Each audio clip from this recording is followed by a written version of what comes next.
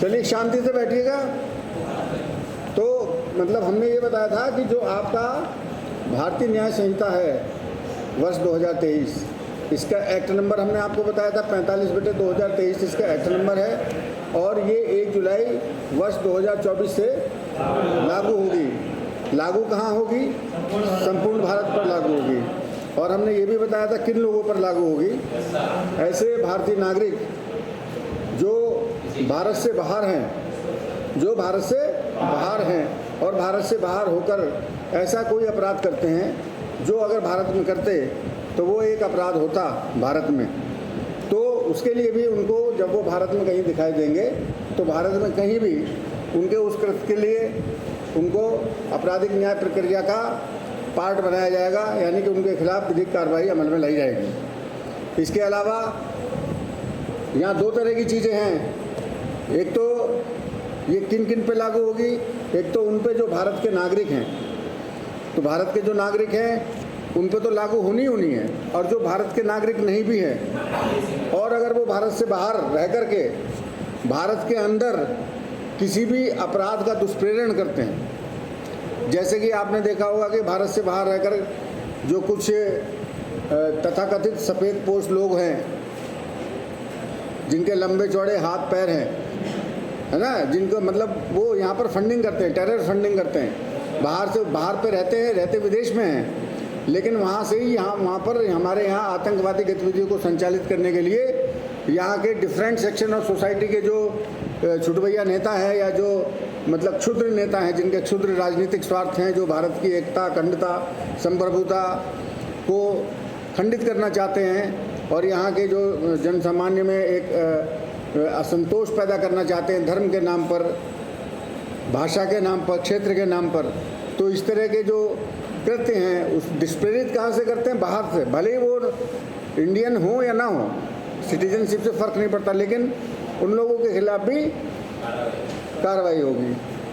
इसके अलावा जो भारत से बाहर, चाहे वो सिटीजन हो या नॉन सिटीजन हो, अगर वो भारत के किसी भी कंप्यूटर प्रसाधन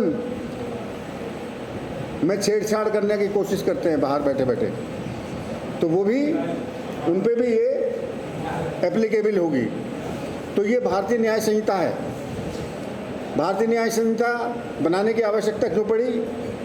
क्योंकि हमारा जो भारतीय दंड विधान था 1860 का था, करीब 160 साल पुराना कानून था, और समय के साथ साथ लोगों की नैतिक मूल्य, सामाजिक मान्यताएं और बहुत सारी चीज़ें, बहुत सारी साइंस का, टेक्नोलॉजी का आविष्कार हुआ।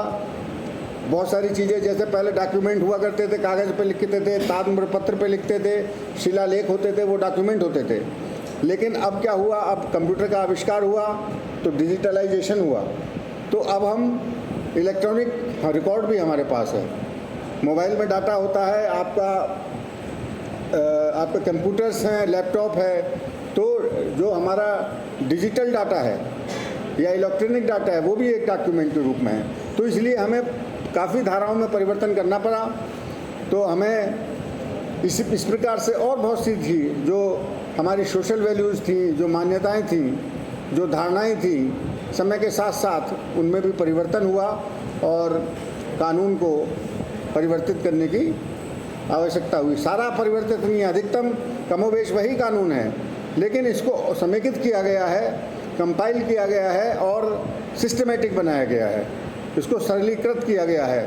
पहले जो हमारा कानून भारतीय दंड विधान था उसमें हमारे 23 चैप्टर्स थे। कितने चैप्टर्स थे?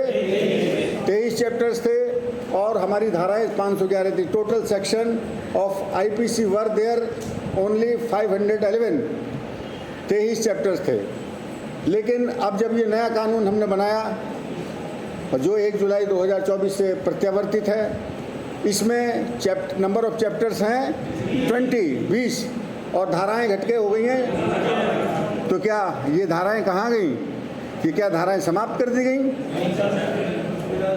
ये इन सभी धाराओं को सिस्टमेटिक किया गया है, एक क्रम में लगाया गया है। उदाहरण के तौर पर मैं आपको बता दूं, जैसे हमारे यहाँ कोई भी एक्ट हो, कोई भी कानून हो, उससे पहले उस पूरे कानून की किताब में जो जिन शब्दों का प्रचलन होगा जो शब्द उसमें उल्लिखित होंगे, जो वर्ड्स होंगे, उनको सबसे पहले टेकअप किया जाता है और जनरली वो प्रारंभिक धाराओं में उनके बारे में बताया जाता है कि आगे आने वाली इस संहिता में, आगे जाने वाली इस किताब में ये शब्दों का प्रयोग आएगा और इनका ये अर्थ होगा। तो भारतीय न्याय संहिता में जो शब्द आने वाले हैं आगे, जिनके ऊपर कानून ये सारा बना है, जो आपके दैनिक जीवन में भी काम आएंगे और क्रिमिनल जस्टिस सिस्टम में, चाहे वो थाने में हो, चाहे वो न्यायालय में हो, जब कभी भी आपके साथ वार्तालाप होगा या आप जो केस डायरी लिखेंगे उसमें इन शब्दों का आना निश्चित है। और इन शब्दों को समझने के लिए हमें भारतीय दंड विधान की इस परिभाषा का जो सेक्शन है हमारा 2, इसको समझना बहुत ज़रूरी है। तो पहले जो हमारा कानून था, जो हमारी पहले सब्सटेंशियल लॉ था, यानी कि जो मौलिक विधि थी, उसमें जो परिभाषाएं थी वो धारा 6 से लेकर के धारा 52A तक थी। तो कितनी सेक्शंस हमारी धाराओं में इन्वॉल्व थे। लेकिन यहाँ पर क्या हुआ, जब हमने ये नया कानून बनाया भारतीय न्याय संहिता, तो इसमें हमने सारी की सारी धाराएं सेक्शन 2 में ले ली और धाराएं लगभग सब वही हैं, बल्कि 1-2 धाराएं बढ़ी ज़रूर हैं, लेकिन वो हमने जो सेक्शन 6 से सेक्शन 52A तक थी, इतना लंबा फैला हुआ था, उन्हें याद करने में, लर्न करने में भी बड़ी दिक्कत होती थी। अतः उसको सरलीकृत करने के लिए BNS में धाराओं को, सभी को धारा सेक्शन 2 में ले लिया है और वो जो शब्द हैं, वो जो परिभाषाएं हैं, उनको सब सेक्शन उपधारा 1 से लेकर के उपधारा 39 तक उसमें उनको उनका क्रम दे दिया है। तो आज मैंने जैसे कि बताया कि मैं आपको ये बताऊंगा कि परिभाषाएं कौन कौन सी हैं। तो जैसे मैंने आपको बताया था, आप सिस्टमेटिकली, आप अल्फ़ाबेटिकली लीजिए। ये परिभाषाएं अब अल्फ़ाबेटिकली हैं। जैसे आपका ए शब्द आता है, ए शब्द आता है, तो ए शब्द से मैंने आपको लिखवाया भी था शायद, मैंने क्या बताया है? हाँ, मैंने आपको बताया था। पहले आप ये नोट डाउन करिए कि कितने जो शब्द हैं उनसे क्या क्या आएगा। ये मैं दोबारा बताऊं क्या? ये तो मैंने आपको बता दिया ना। आज तो आज आप ये समझ लीजिएगा कि हम आपको बताते हैं कि क्या क्या है। ए पे आते हैं, ये हमारे भारतीय न्याय संहिता की धारा 2 का उपधारा 1 का, ये उपधारा 1 से लेकर के उपधारा 39 तक हम आज आपको बताना चाहते हैं। तो भारतीय न्याय संहिता की धारा 2 की उपधारा 1, हमारा अल्फ़ाबेट ए से शुरू होता है, तो ए से 2 शब्द हैं। ए से एक्ट, उपधारा 1 में एक्ट है और उपधारा 2 में एनिमल है। तो एक्ट से मतलब ऐसा कोई भी कार्य, ऐसा कोई भी कार्य या a series of work, a series of work यानी कि कार्यों की श्रेणी, श्रृंखला, वो कार्य कहलाएगी। कार्यों की श्रृंखला, ये इसको आप समझ लीजिए क्या है।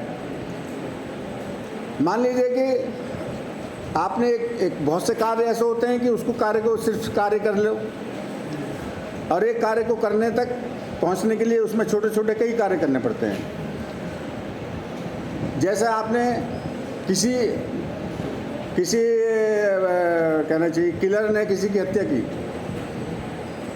तो हत्या करने के लिए उसे तमंचा लेना पड़ेगा। तमंचा लेने के साथ उसको जो है और भी एविडेंस मिटाने की चीज़ें लेनी पड़ेंगी, है ना। किसी से उसको मिलना पड़ेगा, तब जा कर के कहीं से कारतूस लेगा। तो ये छोटे छोटे बहुत सारे काम हो गए। तो ये सीरीज ऑफ एक्ट, तो एक्ट में सीरीज ऑफ एक्ट भी इंक्लूड है। बस कार्य का, एक्ट का मतलब ये है, मतलब अगर मान लिया किसी कार्य को करने के लिए कई कार्यों के दौर से गुजरना पड़ रहा है, तो वो कार्य में वो सभी कार्य आएंगे। ठीक है, ठीक है। अगला चलिए, जीव जंतु, एनिमल। तो एनिमल के रूप में हम आपको बताना चाहेंगे कि जैसे जनरल एक कंसेप्शन ये है कि जैसे पशुओं में क्या आता है, एनिमल को हम पशु कहते हैं। गाय, भैंस, गधा, घोड़ा, खच्चर, हाथी, बंदर, भालू। और जब हम कहते हैं कि साहब ये गौरैया, चिड़िया, कोयल, कबूतर, तो हम कहते हैं ये तो पक्षी हैं। हम कहते हैं कि साहब फिर ये मछली क्या है ना, फिर ये जो जल में रहने वाले जो जीव हैं वो क्या है, फिर और बहुत सारे क्रीचर हैं, जुगनू है, मतलब so many creatures are there other than human being. तो जो ह्यूमन बीइंग नहीं है वो सभी तरह का क्रीचर, सभी तरह का लिविंग बीइंग एनिमल है, चाहे वो चिड़िया हो, चाहे मछली हो, चाहे वो कछुआ हो, चाहे वो कीट पतंगे हों, लेकिन लिविंग होना चाहिए अदर देन ह्यूमन बीइंग। मानव से इतर कोई भी ह्यूमन बीइंग वो एनिमल है, ये हमारा लीगल इसकी डेफिनेशन है। तो पहले अच्छा, साथ ही साथ हमें ये भी देखना है तुलनात्मक रूप से, क्योंकि हम आईपीसी से इतना जुड़े हुए थे, क्योंकि हमने जीवन में आईपीसी ही हमने पढ़ा है अब तक। 160 साल से आईपीसी की सेक्शंस इतनी तकड़ी मोहब्बत आईपीसी से हो गई, उस मोहब्बत को अचानक से भुला पाना ठीक नहीं है, लेकिन बीएनएस से मोहब्बत हो जाना इतना कठिन भी नहीं है जितना उसे भुलाना। तो इसलिए हम साथ में आपको आईपीसी के भी थोड़ा सा बताते चलेंगे कि इसमें पुराने वाले सेक्शन में, हालांकि आईपीसी से आपका कोई लेना देना नहीं है, लेकिन जब बताना इसलिए ज़रूरी है क्योंकि जो मुकदमे 1 जुलाई 2024 से पहले कायम थे उनमें विवेचना अभी प्रचलित है, तो वो उनकी जो विवेचना होगी पुरानी धाराओं के अनुसार होगी, आईपीसी के तहत ही होगी, और वो प्रचलित है अभी, उसमें फाइनल रिपोर्ट या उसमें चार्जशीट नहीं लगी है, तो इसलिए थोड़ा थोड़ा इसको भी जानना जरूरी है। तो ये जो एनिमल की परिभाषा थी ये हमारे आईपीसी के सेक्शन 47 में थी, ठीक है। इसी प्रकार अब आप आगे आइए, बालक सी, बी के बाद बी नाम पे कोई परिभाषा नहीं है। अल्फ़ाबेट का जो बी शब्द है, अक्षर है, बी से कोई नहीं है, उसमें नील कर दीजिएगा।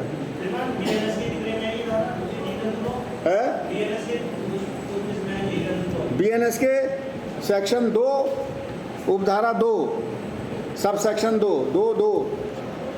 अब आइए चाइल्ड किसे कहेंगे?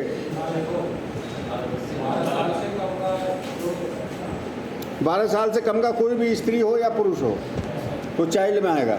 12 नहीं 18 है, below the age of 18 years, माने कि 18 वर्ष की आयु उसने कंप्लीट ना की हो, चाहे एक दिन कम रह गया हो, वो that will be treated as child. और चाइल्ड के लिए एक स्पेशल एक्ट है, जुवेनाइल जस्टिस एक्ट, और दूसरा एक्ट कौन सा है? Prevention of children from sexual offences act, POCSO अधिनियम। इन सभी में जो चाइल्ड की परिभाषा है वो जो भी below the age of 18 years है वो चाइल्ड है। इसके अलावा चाइल्ड की जो परिभाषा है आपकी डीवी एक्ट में है, डोमेस्टिक वायलेंस एक्ट, है ना। डीवी एक्ट में तो और फोस्टर चाइल्ड के बारे में भी बताया गया है, और एडॉप्टेड चाइल्ड यानी कि जो गोद लिया हुआ बच्चा है, और स्टेप चाइल्ड सौतेला बच्चा। तो हमें इस ज़्यादा गहराई में नहीं जाना, हमें सिर्फ आपको बीएनएस की सेक्शन 2 की सब सेक्शन 3 चाइल्ड की परिभाषा है। और ऐसा कोई भी व्यक्ति का मतलब जो हम कहते हैं वो पर्सन की एक अलग परिभाषा है, तो ऐसा कोई भी व्यक्ति, जब व्यक्ति कहा है तो उसमें कोई भी जेंडर का हो सकता है, स्त्री पुरुष। तो जो भी दैट जिसने 18 वर्ष की आयु को अटेन नहीं किया, जिसने that has not attained the age of 18 years, वो चाइल्ड है, चाहे वो लड़की है लड़का है। अब आता है 2(4), धारा 2(4), काउंटरफीट यानी कि कूटकरण किसे कहेंगे? जब कोई व्यक्ति एक चीज को दूसरी के सदृश बनाता है, जब कोई एक व्यक्ति एक चीज को दूसरी के सदृश बनाता है, एक इसका एलिमेंट है किसी भी वस्तु को दूसरी वस्तु के सदृश्य बनाता है। ठीक है, सुन लो पहले क्या करें। जैसे वैसे तो मैं बताऊंगा, ये तो जब मैं पूछूंगा तब बताना। इसमें मर्यादा इसे ही कहते हैं कि जब हम, हो सकता है आपको बिना बताए, आपने तो सवाल पूछ के अपने को साबित कर दिया कि यहाँ साहब, लेकिन हो सकता है मैं आपसे खुद ही बताता, उसमें ज़्यादा मजा आएगा आपको, है ना। आपको पूछने का मौका दिया जाएगा, पूछने का लास्ट में आपसे पूछा जाएगा कि आपको किसी को कोई शक, कोई डाउट, तो अपना सवाल वहाँ के लिए रखो। हाँ, जैसी भी आ रही है, माइक में लगाएंगे तो उसकी आवाज़ आती है दूसरे कमरे वाले की। तो मेरा कहने का मतलब क्या है, मैंने कहा था कि एक दाना यार है, अरे खोलिए यार इसे।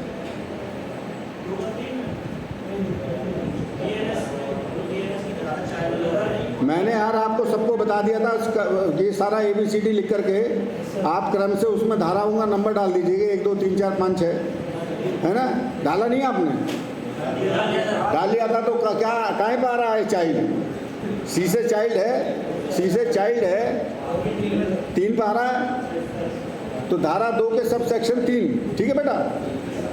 तो अब इनका पूछना ये था कि जैसे काउंटरफीट मैंने कूटकरण, तो कूटकरण को जैसे समझने से पहले इसके सारे एलिमेंट समझ ले। किसी भी चीज़ के एलिमेंट्स होते हैं। कूटकरण, कोई भी अपराध तब तक अपराध नहीं बनता जब उसके जो इंग्रेडिएंट्स हैं, उसके जो अवयव हैं, जो उसके एलिमेंट्स हैं, वो फुलफिल ना करें। जैसे आपके यही, चलो चोरी के बारे में बताना चाह रहा था, वो आगे बताऊंगा।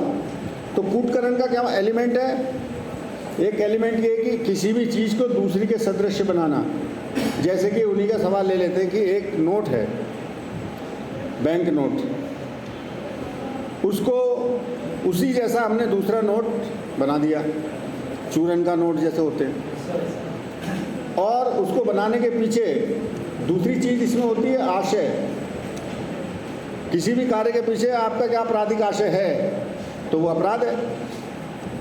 अगर मान लीजिए आप, उसका आशय ये है कि मैं इस तरह बनाए हुए, इस तरह कूट रचना करके बनाए हुए नोट को मैं रॉन्गफुल गेन के लिए, यानी सदोष लाभ, वो भी आगे बताएंगे। अगर मैं रॉन्गफुल गेन के लिए मार्केट में प्रचलित करूँगा, चलाऊँगा, तो वो कूटकरण है। ठीक है, चाहे वो भले ही वो हूबहू एक चीज़ दूसरे के सदृश्य ना भी हो, चाहे वो बनाया हुआ नोट बिल्कुल वैसा ना भी हो, और उसके ठीक लग रहा हो यार, ये थोड़ा सा तो अलग ही दिख रहा है, चलेगा ही नहीं। लेकिन अगर उसको बनाने में उसका इंटेंशन है, या वो ये जानता है, या उसको ये ज्ञान है कि ये संभावित है कि इसको चलाने पर मतलब मैं धोखा करूँगा, मैं एक अपराध करूँगा, मतलब प्रवंचना करूँगा, तो वो कूटकरण है। यानी कि इसमें 2 चीज़ें हैं, हैविंग नॉलेज, इस बात का ज्ञान है, या इस बात की संभावना है, इस बात का संभावना होने का उसे ज्ञान है जो ये दुष्कार्य कर रहा है, या उसका आशय है। मान ले मेरा आशय तो नहीं है, लेकिन मुझे ज्ञान है, मैं जानता हूँ, मेरा आशय नहीं है कि यार मैं जो है जाली नोट चलाऊँ, लेकिन मैं फिर भी रखे हुए हूँ, और मुझे इस बात का ज्ञान है कि अगर ये चल गया तो इससे हमारी अर्थव्यवस्था को नुकसान होगा। तो वो जो ज्ञान है, having knowledge of the fact that this action will create an offence, ये कोई भी मेरा कार्य है, मेरा आचरण है, अगर वो एक अपराध कारित करता है, ये मुझे ज्ञान है, भले ही मेरा आचरण हो, तो भी वो एलिमेंट है। तो क्या चीज़ होगी? 2, या तो एक से वस्तु का दूसरी जैसी बनाना, और इस आशय से बनाना कि मैं रॉन्गफुल गेन प्राप्त करूं। या इस ज्ञान से बनाना, तो वो क्या हो गया, कूटकरण हो गया, काउंटरफीट। इसकी परिभाषा होगी हमारी 2 की उपधारा 4 में। ये पहले आईपीसी में क्या था, कहाँ थी, सेक्शन 28 में, सेक्शन 28 में थी आईपीसी में। क्लियर? अब ये नोट की बात आ जाइए, मैं ले रहा हूँ, हाँ आ जाना।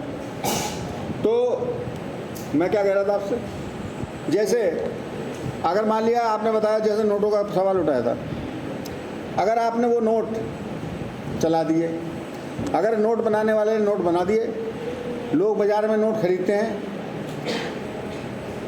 हैं, बच्चों को ला के देते हैं, खेलते हैं बच्चे, तो आपने देखा होगा उन नोट पे लिखा रहता है, क्या लिखा रहता, मनोरंजन बैंक।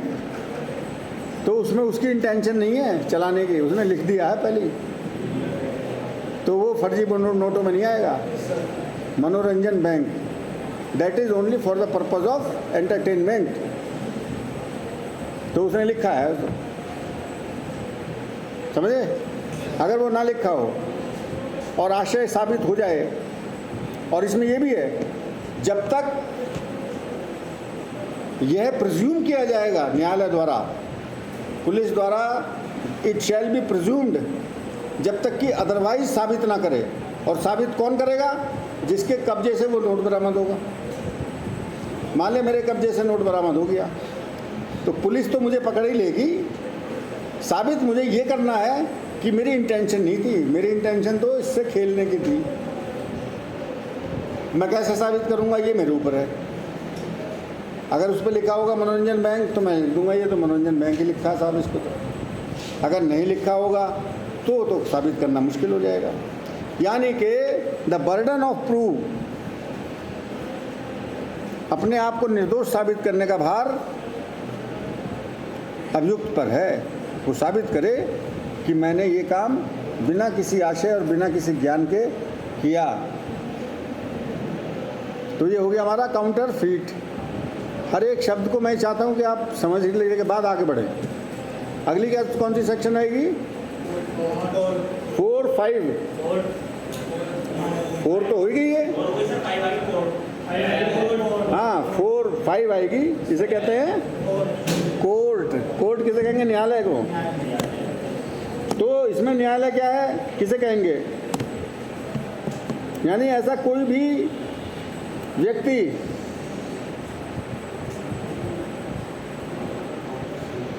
या कोई भी निकाय अगर वो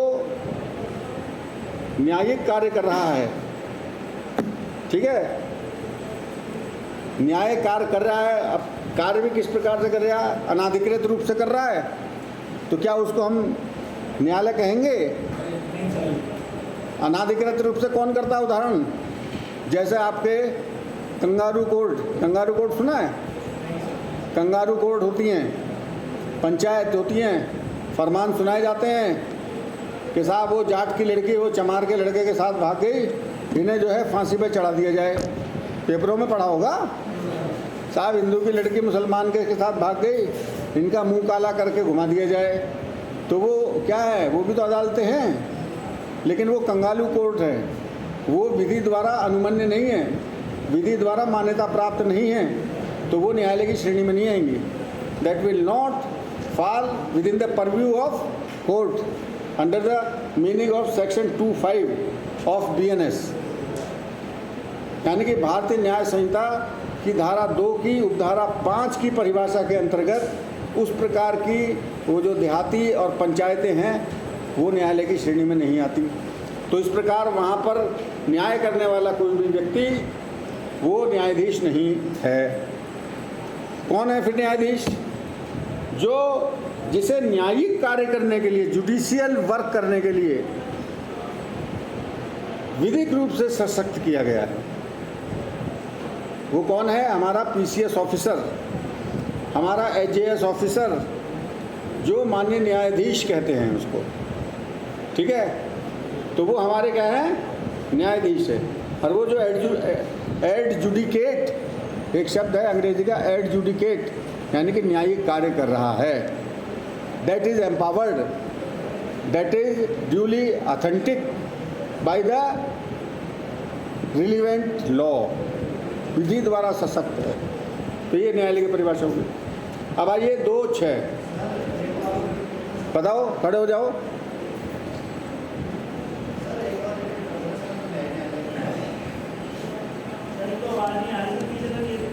भाई ये तो मजबूरी है, आवाज़ नहीं आ रही। भैया देखो, अगर आपके पल्ले पड़ जाए तो मैंने कहा था कि ऐसा कोई भी व्यक्ति या कोई निकाय जो न्यायिक कार्य कर, मैंने ये बताया कि आप लिखिए नहीं, आप लिखेंगे या समझेंगे। मैं पढ़ लिखाने वाला मास्टर नहीं हूँ, समझ में आए तो आए, एक एक करके इमला नहीं लिखाना मुझे। समझिए, आप खड़े होइए, यहाँ जाओ। लिखने के लिए तो किताबों में सब लिखा हुआ, हमसे ज़्यादा अच्छा लिखा हुआ किताबों में। पढ़ो आप। क्या समझ में नहीं आया आपको? आपने बोला था कि कोई न्यायालय या निकाय किसी व्यक्ति को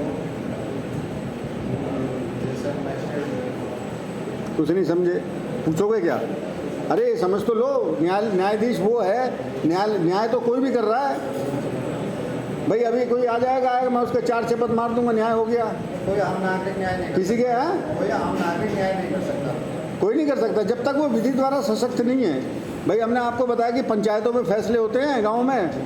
चलो जी प्रधान जी के पास चलो, गांव में पंचायत बैठ गई, चौपाल बैठ गई और वहाँ हो गया न्याय, फैसला हो गया कि इसके 2-4 जूते इसके मारेंगे।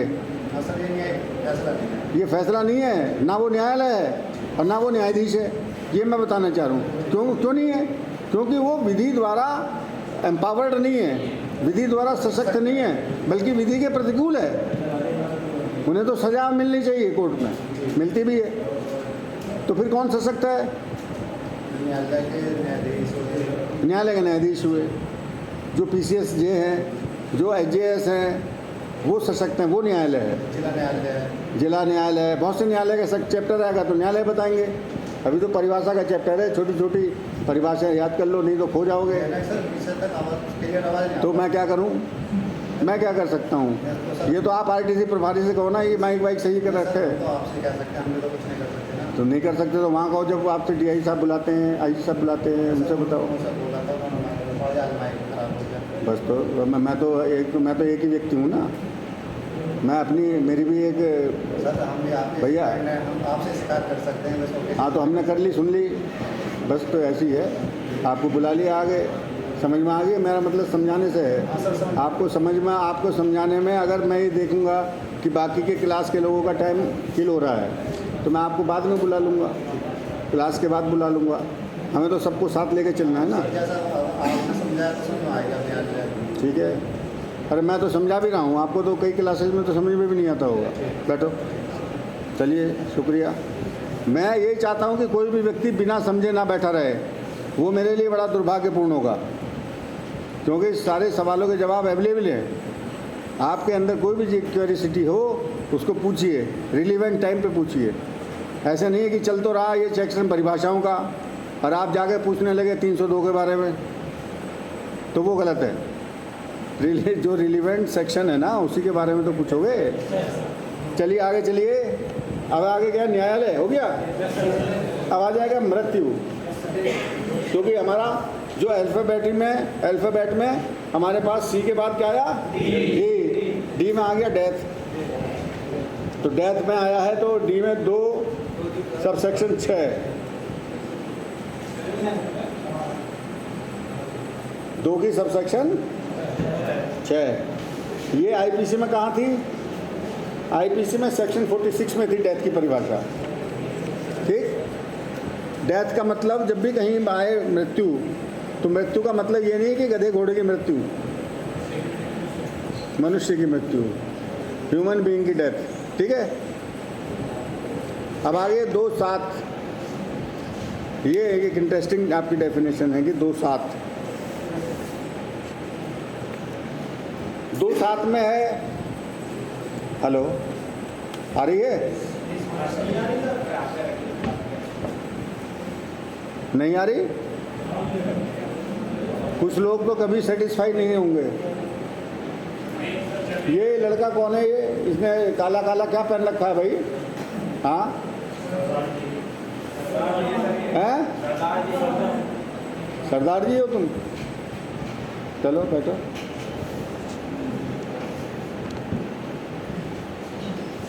कुछ लोग कहते हैं यार तुम आदमी हो कि सरदार हो?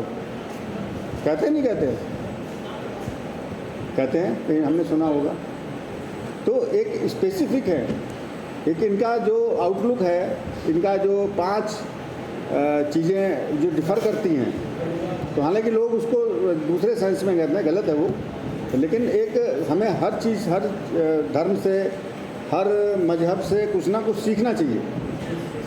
वहाँ पर त्याग की कहानियाँ हैं, बलिदान की हैं। तो बल्कि मैं तो समझता हूँ कि गुरु नानक पढ़ें आप लोग, उनको दादू हैं, कबीर हैं, ये सारे महापुरुष हैं। इनकी कोई जाति धर्म नहीं होता, ये सब इंसानियत के लोग हैं। तो हमने क्या बताया भाई? पढ़ने में समझ में आ रहा है? धारा 2 की सब सेक्शन 7 बेईमानी से, डी है ना, डी, तो डी से आता है शब्द डिसऑनेस्टली। कहता है डिसऑनेस्टली माने बेईमानी से। ये जो परिभाषा थी हमारे जो पुराने वाले भारतीय दंड विधान में, ये सेक्शन 24 में थी। कौन सी में थी? क्यों हंसे आप महाराज? कैसे हंसी आ गई? देखो फिर आ रही है हंसी। कैसे हंसे? हमें भी बता दो, हम भी थोड़ा हंस लें। क्या हुआ? तो सेक्शन 24 में थी, ठीक है। तो यानी कि डिसऑनेस्टली, जैसे कि हमने कहा किसी भी शब्द में उसका उत्तर छिपा है। कोई भी चीज़, कोई भी कार्य जो हमने ऑनेस्टी से नहीं किया। ऑनेस्टी की अब ईमानदारी क्या है, ये जानना बड़ी टेढ़ी खीर है। सत्य क्या है? अब सत्य खोजने तो वो निकल गए थे स्वामी विवेकानंद, और पता नहीं वो ढूंढ ही ना पाए। तो एक एक शब्द में इतना गहरा जाना पड़ता है। ये दर्शन है, इसे कहते हैं फिलोसफी। तो यहाँ लगे इतना ज़्यादा गहरा भी नहीं जाना, हमें तो सिर्फ परिभाषा पढ़नी है। डिसऑनेस्टली, हमारे कानून में डिसऑनेस्टली को जब जिक्र आएगा तो उसे कैसे समझेंगे? डिसऑनेस्टली यानी कि बेईमानी से। अब बेईमानी से कैसे कहेंगे? मान लीजिए आपका नाम क्या है? अमित गौतम है, और आपका? तो नाम है, बताओ क्या नाम है? अरे इसका नाम बता। एवरन? एवरन है। तो एवरन की मतलब एक लाइब्रेरी है, इसने बना रखी है पढ़ने के लिए, अपनी किताबें रखी हैं। और ये श्रीमान जी इनकी लाइब्रेरी में गए और इन्हें एक बहुत अच्छी किताब इनकी समझ में आ गई। इनके पास इतने पैसे नहीं थे कि मार्केट से उस किताब को हम ख़रीदें। तो इन्होंने सोचा कि यार ये किताब अच्छी है और मैं इसको उठा लेता हूँ, और इन्होंने उठा ली पढ़ने के लिए। हालांकि इनका आशय पढ़ने का था, तो इन्होंने पढ़ने के लिए भले ही उठा ली और ले गए, और इन्होंने वापस ही नहीं करी। तो ये क्या है? बेईमानी है। ये क्या चीज़ है? तो बेईमानी पूर्वक, डिसऑनेस्टली। भाई ये इनसे पूछ के भी उठा सकते थे, इनसे अनुमति लेके उठा सकते थे। और अगर मान लीजिए इन्होंने उठा तो ली कि पहले पढ़ूंगा और पढ़ने के बाद साली को भेज दूंगा मैं, तो इन्होंने क्या कर लिया? उसका रॉन्गफुल गेन। किताब जब उठाई थी तब भी रॉन्गफुल गेन हो गया, क्योंकि आप कोई भी लाभ दूसरे को नुकसान पहुंचा के थोड़ी उठा दोगे। तो ये इन्हें बेईमानी पूर्वक हो गया। अच्छा, एक शब्द और आता है, एक टर्म आता है धोखाधड़ी पूर्वक, फ्रॉडुलेंटली, इसके बाद आएगा। तो क्या फ्रॉडुलेंटली हम किसे कहेंगे? तो इसमें हल्का सा अंतर है। हालांकि जब ये किताब लाए थे तो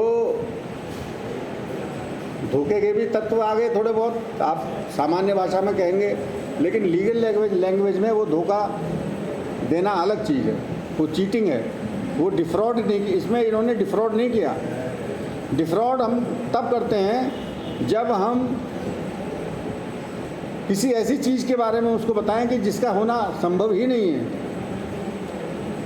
जैसे हम एक बुढ़िया माई के पास जाते गांव में और उससे कहते हैं अम्मा ये तेरे जो सोने के कंगन हैं ये तू मुझे दे दे और मैं इसके जस्ट डबल करके कल को आपको दे दूंगा। ये क्या हो गया? ये डिफ्रॉड कर दिया हमने उसको, चीट कर दिया। ये हमारा हो गया फ्रॉडुलेंटली, ठगना। जितना बारीक अंतर मैं आपको बता रहा हूँ आपको शायद ही कहीं मिलेगा, हमें नहीं मिला जब हम पढ़ते थे। तो ये हमारा अंतर है बेईमानी पूर्वक और हाँ फ्रॉडुलेंटली में और डिसऑनेस्टली में, ये अंतर है, ये आएगा आपके उसमें। तो ये जो हमारा डिसऑनेस्टली है, ये सेक्शन कौन सी बताई हमने भाई? हैं? अरे आईपीसी की 24 बताई थी। आपको जो देखनी है बीएनएस की देखनी है, आईपीसी की तो मैंने वैसी बता दी थी। मेन तो आपका ये है बीएनएस, सवाल बीएनएस में आएगा।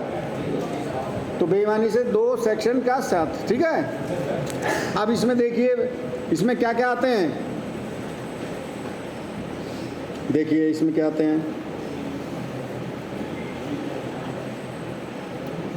थेफ्ट, चोरी, बेईमानी पूर्वक में। अब उदाहरण आपको बता रहे हैं कि क्या आ सकता है। जैसे चोरी आ सकता है, चीटिंग लिखो, क्रिमिनल ब्रीच ऑफ ट्रस्ट, आपराधिक न्यास भंग,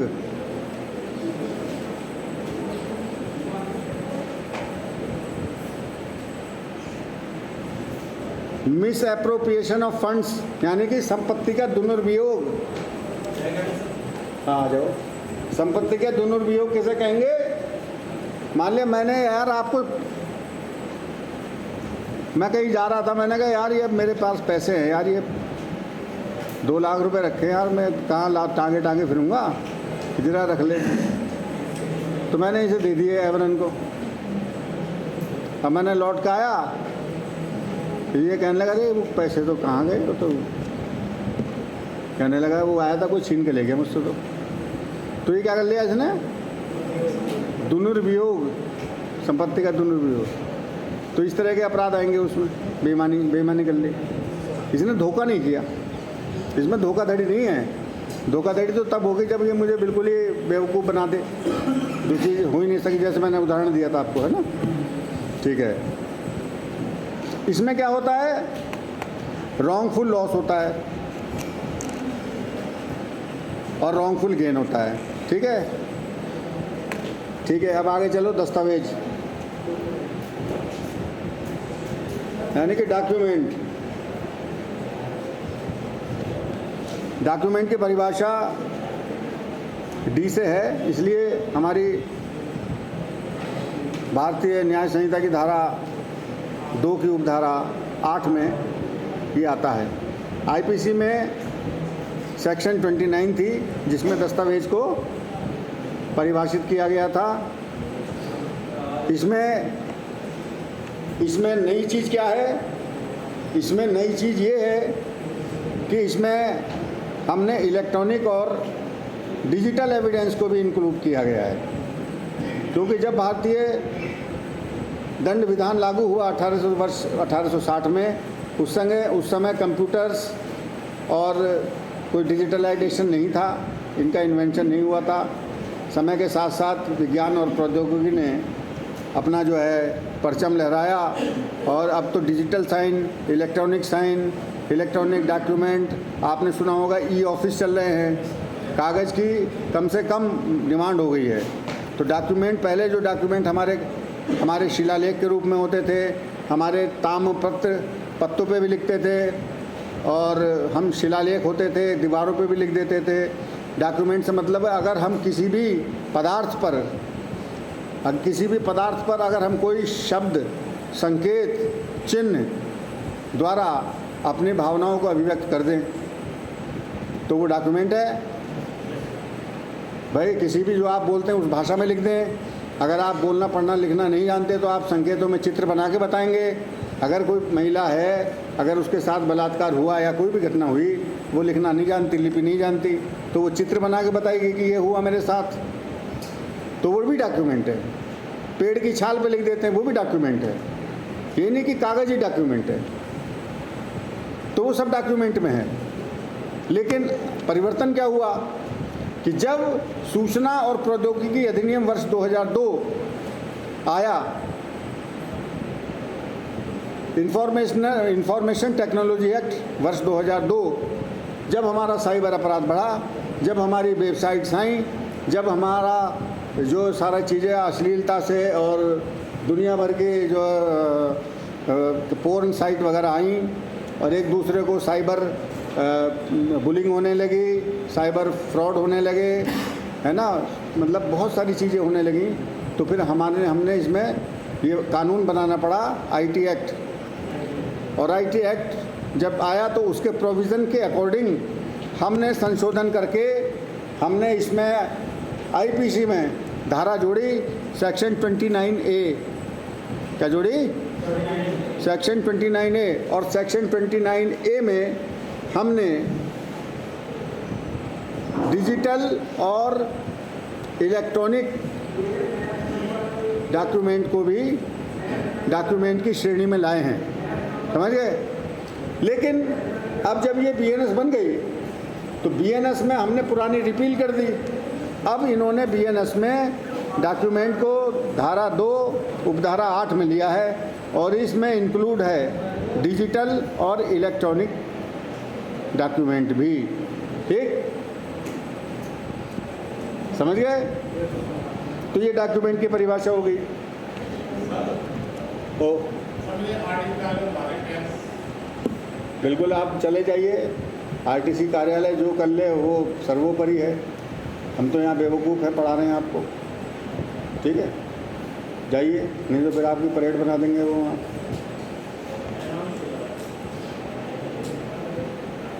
चलिए, उनसे ये बता देना कि जो भी काम कराना हो क्लास के बाद कराया करें। क्लास से हम फिर कौन पढ़ाएगा तुम्हें ये चीज़ जो हम पढ़ा रहे हैं? चलिए, आते तो समय हो गया आपका, तो ज़्यादा ले लिया। चलो कर लेते हैं, मज़ा आ रहा तो करा लो, बढ़ा लो। है कपट पूर्वक है ना, कपट पूर्वक वहीं आ गए जहाँ हम थे। Fraudulently, this is also very important. Fraudulently, ये समझना आपके व्यक्तिगत जीवन में बहुत ज़रूरी है कि डिसऑनेस्टली क्या है और फ्रॉडुलेंटली क्या है। अगर आपको वहाँ मेरी आवाज़ समझ में नहीं आ रही तो आगे आकर बताएं, क्योंकि मुझे भी आपकी नहीं समझ में आएगी। कान दोनों के एक से ही हैं। अगर आपको मेरी आवाज़ नहीं सुनाई दे रही है तो वो अपनी बात यहाँ आकर के सुनाएं, वहाँ बैठे बैठे मुझे मत बुलाएं अपने पास, समझ गए। अब क्या कह रहे हैं, हाथ उठा रहे हैं, बता नहीं रहे क्या कह रहे। आगे आगे बताओ।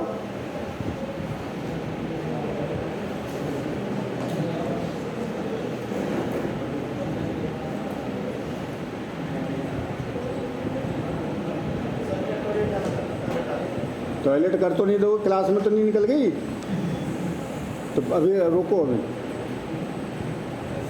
निकल तो नहीं जाएगी। चले जाओ, शर्म आनी चाहिए। चलो जाओ।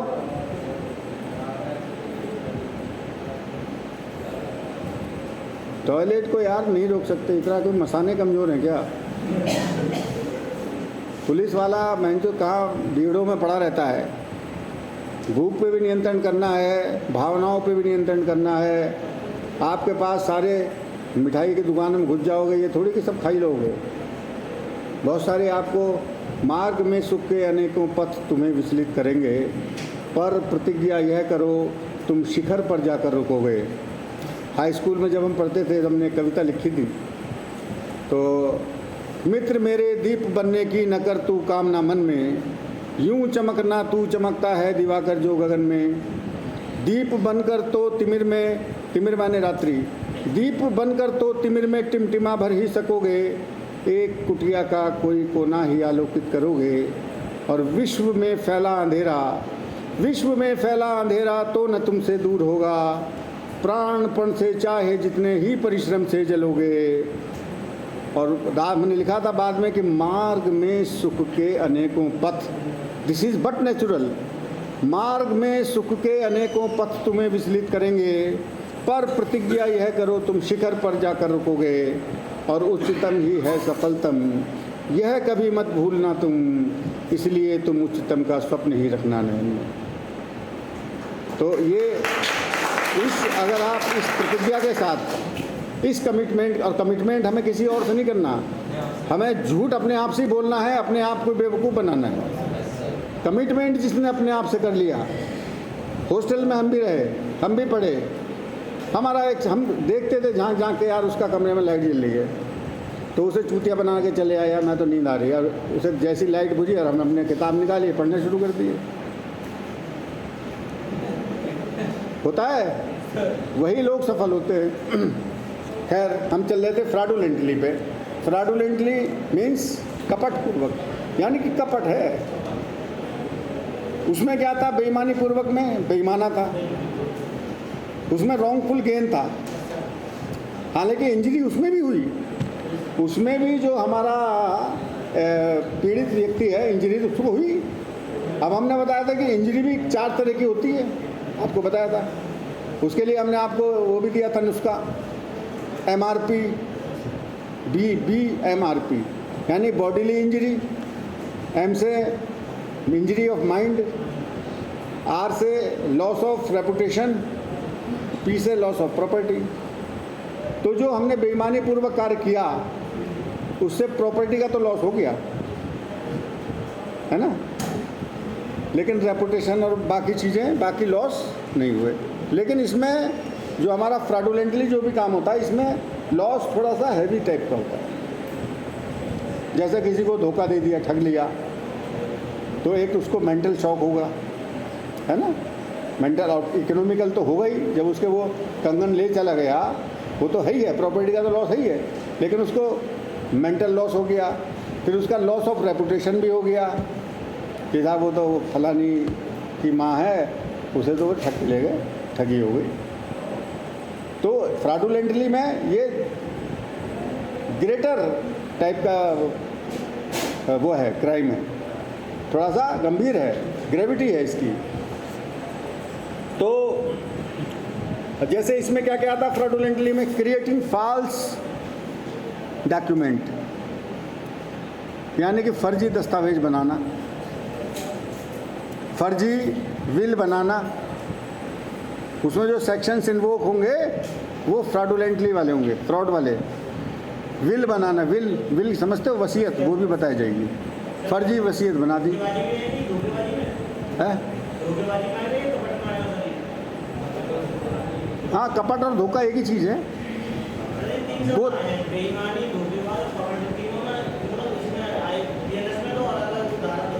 हाँ, कौन कौन सी धाराएँ हैं समझने में? तो यही तो समझा रहा हूँ, इतना टाइम समय मैं जो ले रहा हूँ, मैं भी तो एक एक लाइन पढ़ के आगे वो जा सकता था। मेरा तो पीरियड भी वो था, मेरा वो भी हो जाता इच्छा। कहाँ गए थे? चलो बताया हो ना, क्या कह ले? जो सामान है उसकी लिस्ट बनाने के लिए बोला उन्होंने। अरे तुमने जो बताया उस पर क्या कह रहे हैं क्लास के बारे में? कि मैंने बोल दिया कि सर, तो वो क्या बोले? बोले ठीक है, आपका चले जाओ। समझ रहे हैं क्या बताए थे? धोखे, देखो बेईमानी पूर्वक मैंने बताया, और अब मैं बता रहा हूँ आपको फ्रॉडुलेंटली, कपट पूर्वक। तो ये धोखाधड़ी पूर्वक क्या है, ये हमने कब बता दिया? बताओ। वो कपट पूर्वक को ही धोखाधड़ी पूर्वक है वो, है? ये तीसरा शब्द नहीं है, एक शब्द के कई अर्थ होते हैं ना। हाँ, तो कपट का मतलब धोखा ही देता आदमी, कपट में धोखा ही तो देगा। तो अब साहित्य के पंडित तो हमें बनना नहीं है, हमें तो कानून के पंडित बनना है। हमें तो सिर्फ उतनी भाषा देखनी है जो हमारी परिभाषा में है, जो कानून में है। साहित्य में तो आदमी जो है जयशंकर प्रसाद जो है महाकाव्य लिख दे, वो तो सब बेकार है ना, कानून की दृष्टि में तो सब बेकार है वो चीज़ें। हमें कल्पनाओं में नहीं जीना, हमें धरातल पर जीना है। तो धोखा क्या है, कपट क्या है, वो बता रहे। तो इसमें मेन चीज़ है इंटेंट। इंटेंट क्या होती है? दुराशय, आशय। आपका मेंसरिया कहते हैं इसको, यानी कि डिसऑनेस्टली में जो है वो इन्वॉल्वमेंट ऑफ इंटेंट है। और कैसी इंटेंट? जो रॉन्गफुल गेन या रॉन्गफुल लॉस कारित करे, सदोष लाभ या सदोष हानि कारित करे, ऐसी इंटेंट उसकी होनी जरूरी है। जबकि फ्रॉडुलेंटली में क्या है?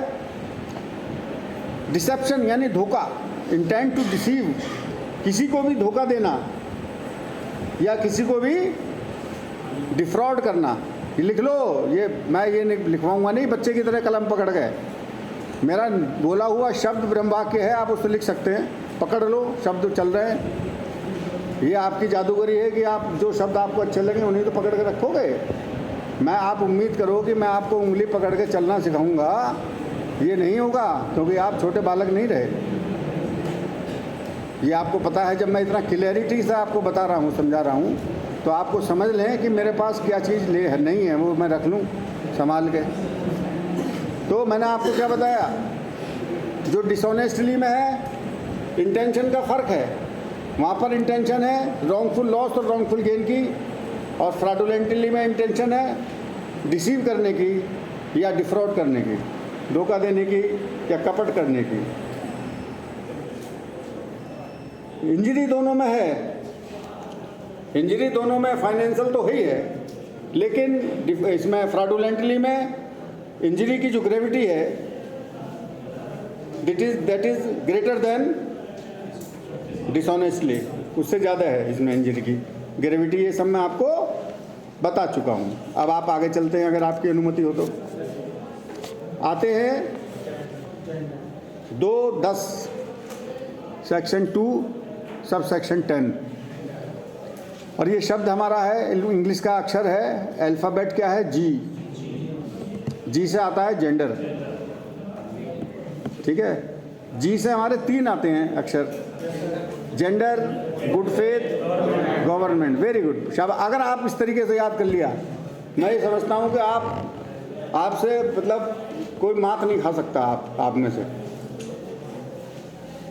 हमें क्या है कि हमें पढ़ने का तरीका नहीं आता, स्टेप बाय स्टेप हम पढ़ें, हर चीज़ को समझ के आगे बढ़ें, तो आप बहुत अच्छे काबिल वकील भी बनेंगे रिटायरमेंट के बाद। अगर आप चाहेंगे तो कानून बहुत कम लोगों को, आपने देखा हो इतने लोग घूम रहे हैं, किसी को जानकारी नहीं है, सब पूछते एक दूसरे से रहते हैं, बताना कोई नहीं जानता, आता ही नहीं किसी को।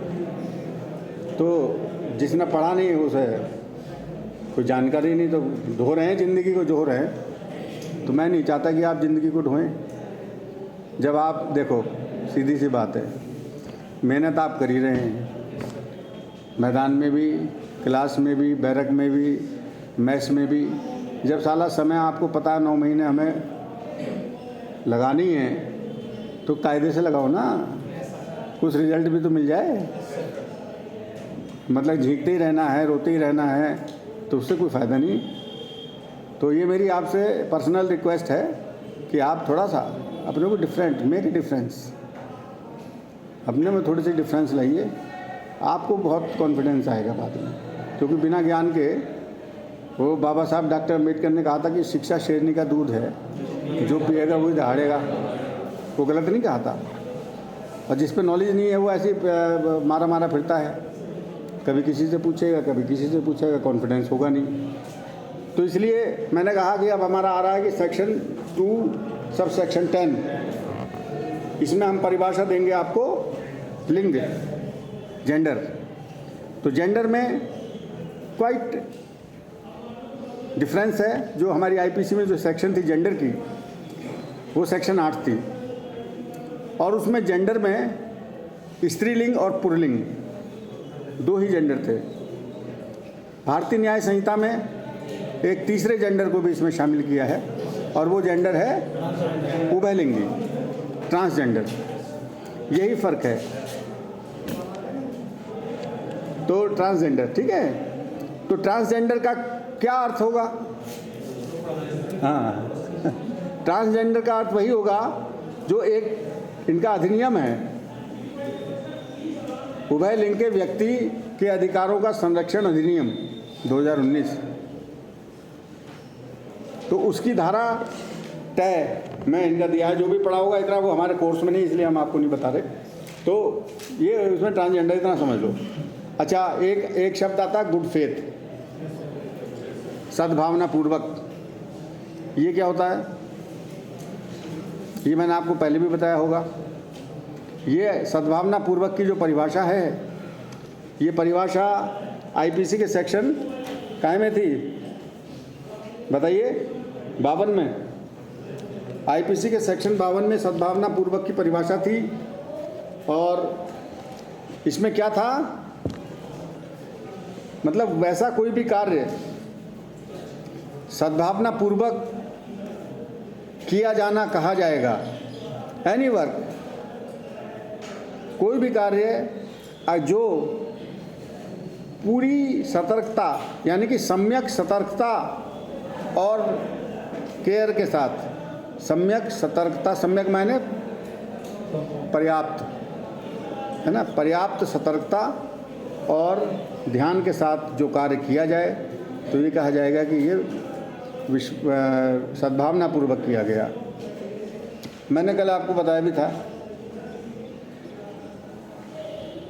उदाहरण के लिए मैंने बताया था, जैसे कि आपने अपने वरिष्ठ अधिकारी के आदेश पर कहीं बलवा हो रहा था, बलवा में एक बच्चे या महिला शिकार हो रहे थे, उसमें मारपीट या उनके साथ दुष्कर्म होने की संभावना थी। तो आपसे बताया गया, अधिकारी ने आदेश दिया कि आप अमुक स्थान पर जाकर के उस आतताइयों की भीड़ से उस पीड़ित महिला और बच्चे को बचा लाइए।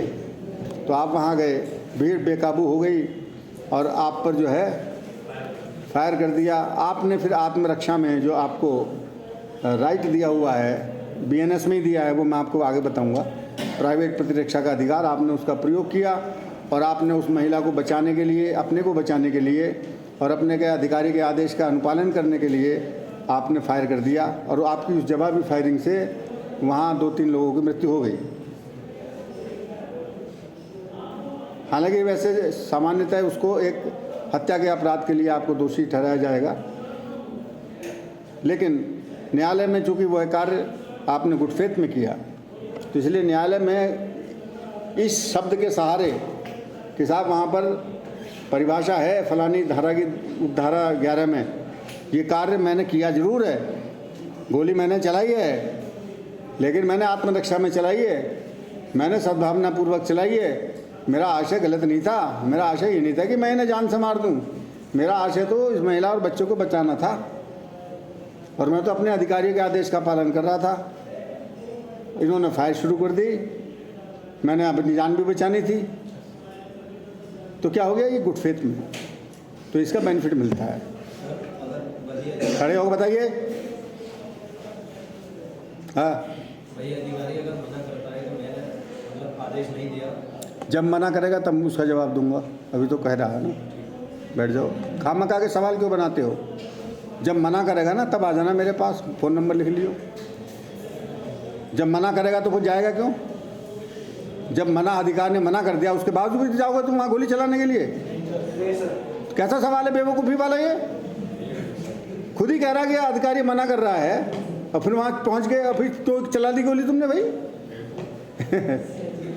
ये खामखा के जो कुछ लोग सवाल बनाते हैं, गलत है वो। कोर्ट में मना करते हैं कि मैंने ऑर्डर नहीं दिया, तब जब कोर्ट में उसने, अधिकारी ने मना कर, और परिस्थितियां हैं, अधिकारी का एकमात्र आदेश जो है, देखिए बैठो, ये बात सही है, जेन्युइन है क्वेश्चन, कि अधिकारी पालिया पलट जाए तो पलटने को तो दुनिया पलट जा, हम तो अपना स्टैंड रखेंगे ना भाई साहब। मेरे कौन सी रिश्तेदारी है उस महिला से या उस बच्चे से?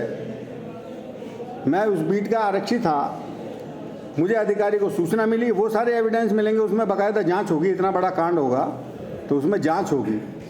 जांच में ये पता चलेगा कि अधिकारी ने कहा भी था या नहीं कहा था। अधिकारी कैसे कहेगा? हर थाने में कैमरे लगे हुए हैं। आप बताएंगे कि साहब मुझे अधिकारी ने कैसे कहा था? टेलीफोन से कहा था, तो टेलीफोन के डिटेल देखे जाएंगे। कितने बजे कहा था? इतने बजे कहा था। टेलीफोन अधिकारी के कमरे में भी कैमरे लगे हैं, वहाँ की CCTV फुटेज देखी जाएगी। बुला के कहा था तो, लिखित आदेश से कहा गया था तो लिखित आदेश आप दिखाएंगे। तो ऐसा नहीं है, घबराओ मत मेरे बालक। सच्चाई छुप नहीं सकती कागज़ के फूलों से। तो सच्चाई तो बोलती है, सर चढ़ के बोलती है।